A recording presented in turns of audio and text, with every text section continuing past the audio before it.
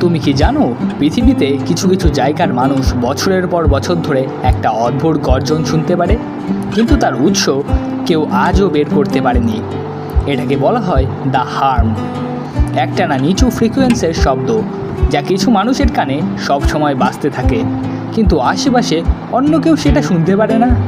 প্রথমবার 1970-এর দশকে ইংল্যান্ডের ব্রিস্টলে এটি বড় আকারের রিপোর্ট পেশ করা হয়। তারপর আমেরিকার নিউ মেক্সিকোর টস শহর, কানাডা, এমনকি ভারতের কিছু কিছু অঞ্চলের মানুষও এই অভিযোগ করেছে। মনে করা হয় যেন এক বড় ইঞ্জিন বা দূরের মেশিন চলছে, কিন্তু কোথাও কিছু নেই।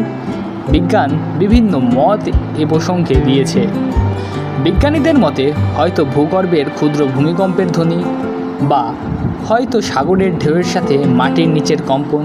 কেউ বলে এটাই মানুষের স্নায়ুতন্ত্রের অদ্ভুত প্রতিক্রিয়া। আবার ষড়যন্ত্রকারীদের মতে এটা গোপন সামরিক যন্ত্র বা সাবমেরিনের যোগাযোগ সংকেত। কিন্তু মজার ব্যাপার হলো, এই শব্দ শোনে পৃথিবীর মাত্র 1% মানুষ, আর যারা শোনে তাদের জন্য এটা নিদ্রাহীনতা, মাথা ব্যথা, এমনকি মানসিক চাপের কারণ হয়েও দাঁড়ায়।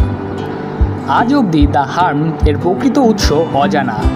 এটা কি প্রকৃতির কোনো লুকিয়ে থাকা বার্তা, নাকি মানব সভ্যতার অজানা প্রযুক্তির ফল?